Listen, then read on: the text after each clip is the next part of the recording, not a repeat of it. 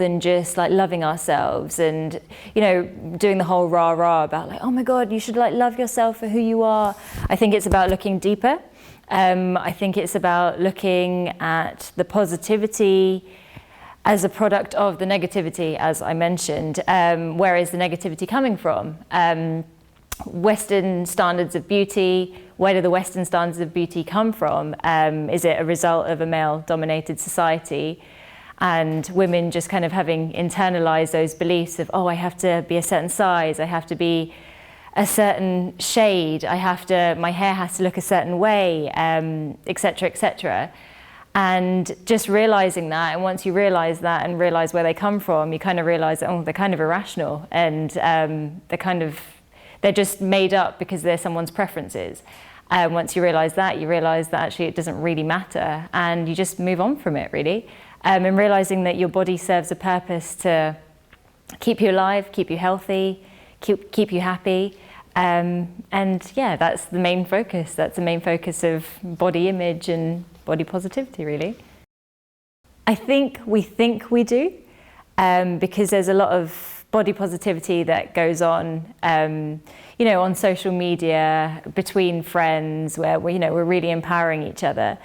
But I think when it comes down to it, it's quite a private issue. And I think we haven't really got to the bottom of why we're doing all this body positive talk. Again, we haven't like looked into why do we actually feel kind of bad about our bodies? Like, where has that come from? Where have these like internalized beliefs come from? You know, internalized beliefs like the way that South Asian women should be, well, I guess the ideal South Asian woman should be a certain size, she should be a certain shade, she should, you know, not have any hair from the eyebrows down, that kind of thing. Where are those coming from? And I think once we start talking about that, then it will just kind of release us, and then we'll just be like, oh, okay, this is why we're having this conversation. Is it really that important? And no, and move on from it. I think there's also quite a lot of shame involved in openly talking about things that are quite private. It's easy to empower online and with your friends, but we all have like our insecurities. So yeah, I think there is space for talking more openly about bodies and body image and body positivity.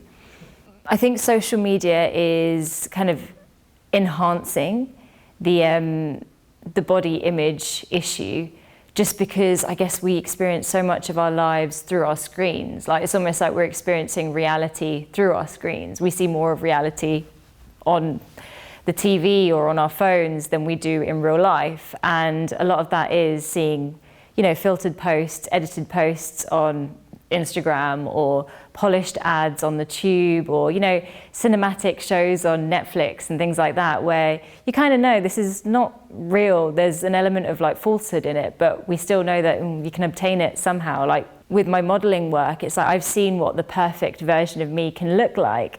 And I'm like, oh, actually, I kind of aspire to that, even though I know in real life that that's probably not possible at all. But in the back of my mind, I'm like, oh, well, I'm going to do everything I can to possibly aspire to that. And I think social media really enhances that issue, because we're being fed it every single day. And when you're fed something on a subconscious level and on a conscious level, I mean, it's bound to consume you. So yeah, I think it is affecting us. So obviously you mentioned that as a model, you see like the airbrush version. Yes. You see this. And obviously you look at it and you think like, wow, like I could look at that. Yeah. You know, obviously, where is the responsibility? Because those images, somebody would look at that and may not be aware that it's Photoshop. For example, a young girl or a young boy looking at thinking like, if I have acne, I'm ugly. Yeah. Or if I have stretch marks, I'm this, I'm that. If my skin's not perfect. So obviously being a model and you've been involved in that culture, like, how has that impacted your mental health? Or how has it impacted you with your own identity and how comfortable you are in your own skin? I think it came from realizing that all of that isn't real, and realizing that it was a polished version of myself, and realizing, going back to the whole issue of like positivity and negativity, like where have those my underlying insecurities, where have they come from? Where have my internalized beliefs come from, and like addressing those and really acknowledging them and being like, oh, actually they're really irrational. And it's that thing of like, my body serves me as, it's a vessel where it serves to keep me alive. And yeah, it's nice to be able to model and to see that polished image of you, but know that it's not real, and let the world know that it's not real as well. Like, I guess in my work, I think that's one thing that led me to kind of explore the whole, you know, being uncomfortable about talking about my body. Was, I was like, why am I really uncomfortable about this? And so I kind of, through my modeling work and through my writing work, I was like, oh, actually some of these beliefs are really irrational. And putting that online for other people to see, and being like, oh, this was a shoot where they didn't edit any of the images. This is the raw work. Being like, hey, like, take a look at, like, you know, my cellulite. Take a look at my, like, love handles. Like, this is what is natural. Like, that's totally okay. I think we don't see enough of that. So for me, I was like, it was almost like putting it online, or like showing other people, was a way of empowering myself and other people too. I think there is a massive responsibility there. And I think that's a responsibility for me to know that whoever I do work with, is it going to have a positive impact? Is it going to overcome, you know, negative stereotypes? And is it going to help to overcome those negative stereotypes, or just like neutralize them completely and be like, well, this is what bodies look like. And yeah, if I feel like the brands do that, then yeah, I'm like, yeah, this is a good shout, because you're setting a foundation for the future. So yeah, I think there's a responsibility on my part with who I work with, and it's also quite a new trend. It is a trend. I think at the moment it's a bit of a trend to be like, oh, let's work with, like, you know, curvy models or models of color, etc., etc. And that trend is slowly now becoming more of like an intrinsic value, where people are like, no, this is really important. This needs to become a thing, it's not just like a marketing strategy. Yes, I have felt uncomfortable talking about my body. I think even like being in your body, like, you're constantly thrown stuff is constantly thrown at you on a conscious and subconscious level about how you should look. And so I think that's what led me to like really explore, like, why do I feel uncomfortable talking about my body? And so because of that, when I really got down to it, I was like I mentioned before, but I was like, this is wasting my time. This is taking up way too much headspace and too much time, when it's irrational. Like, I can move on from this and just get on with the actual work at hand, really.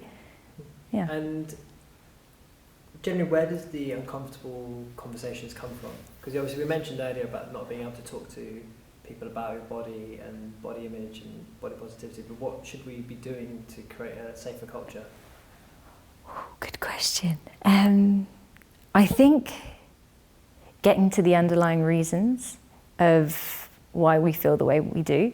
I think until we get to the underlying reasons as to why we feel uncomfortable about having these conversations or feeling the way that we do, I think we're still just going to be wallpapering all over it and being like, yeah, love your body, love your body. It's like, well, I want to, but why do I dislike it in the first place?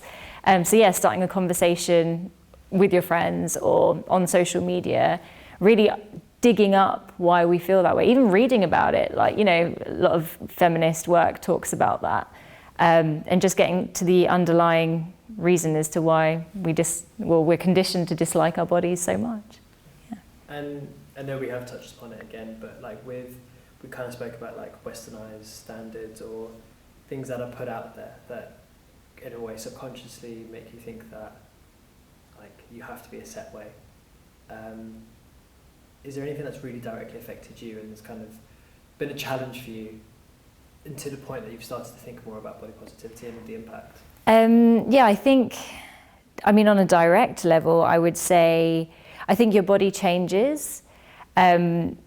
I think for me, it was like when I hit my like mid-20s, I was like, oh my God, my body's changing so much and I can't control it. Like, what the hell's going on, kind of thing.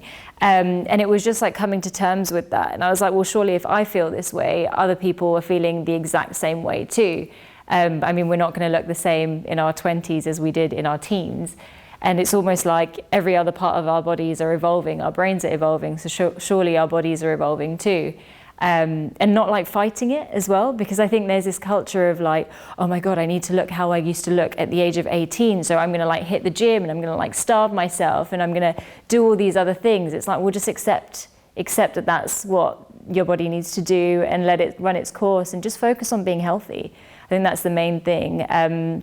Focus on having a healthier approach to just life and your body, really. Yes, I think the funny thing with that is that I didn't really receive any negative feedback. So, well, I mean, people weren't going to be like, oh my God, look at her body, blah, blah.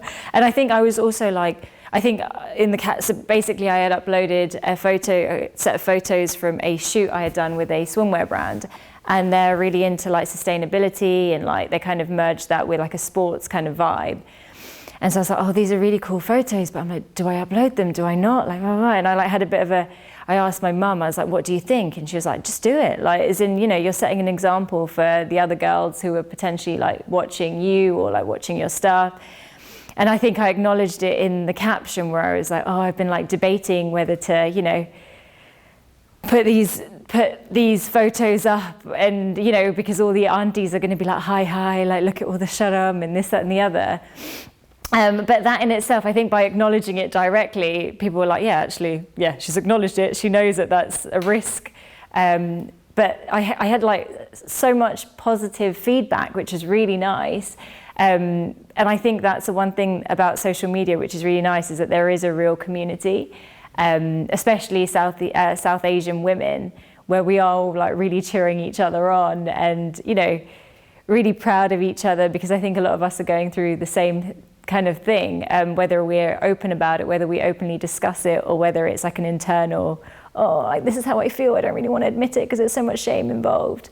So I think for me, it was liberating to be like, well, here you go, here it all is. So if I'm exposing myself, then there's almost like nothing left to, you know, worry about. Like, there is no negativity because I've just kind of overcome it, really.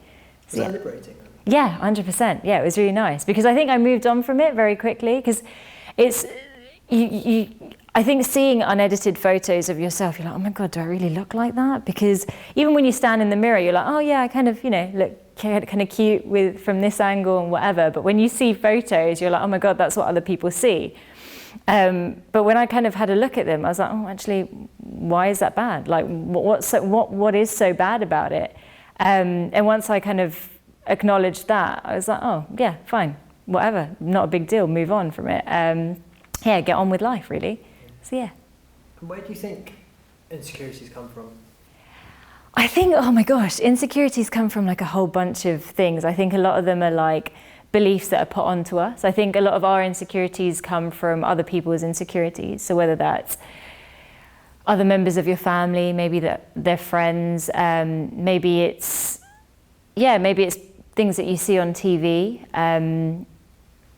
Yeah, I think a lot of insecurities come from your internalized beliefs, which have been passed on from other people, and also what you're exposed to, like on a conscious and subconscious level. Like, we're constantly watching TV or like, you know, movies where women look so flawless, even in scenes where, you know, they're like crime scenes where they're like running through forests with like dirt all over their face. It's like strategically placed dirt, where you're like, how do you still look that great? Like, what?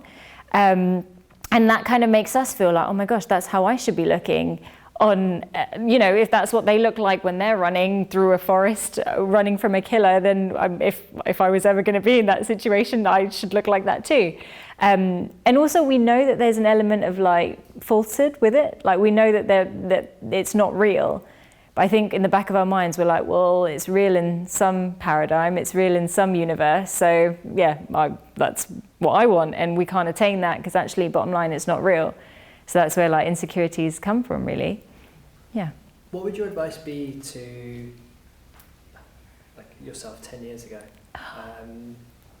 Like when there were changes to your body when you were growing up. Yeah. And you know, you're a young girl looking at TV, looking at someone thinking, oh my God, they look incredible, but like, I've got a bit of fat here, I've got a lot of handles. Like, what would you say to someone now? Because it's all like, it's about loving yourself, right? Yeah. And everyone is perfect in their own right. Yeah.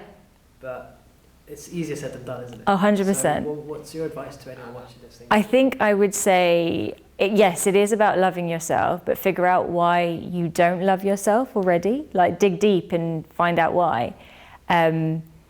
Because often those reasons will be really irrational, or they'll be like a product of the way someone else feels, and they've really put that on you. And also, I think, like, just don't worry about it. I know it's easy to say that, but I think I was so oblivious to it in my teens. I was so oblivious to the way I looked. I think it was only when things started changing, I was like, oh, wait, I didn't used to look like that before, or, you know, whatever.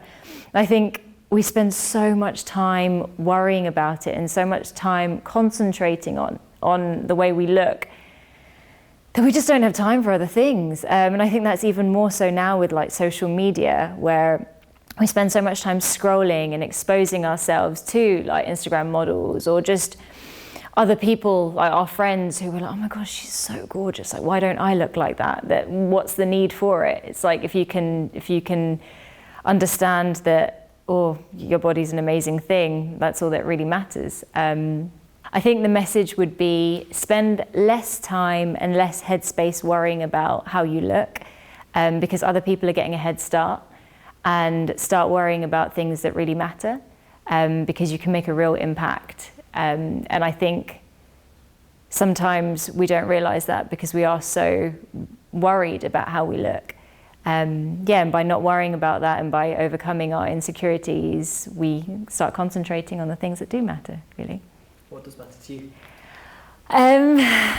Making a change. I think, making a change, or just leaving a positive impact, making other people feel good about themselves, leaving a legacy. And that might not be being someone who's like really famous and whatever, but it's like, if you can change someone else's life in a tiny way, or you can help someone on their way, or, give a compliment wherever.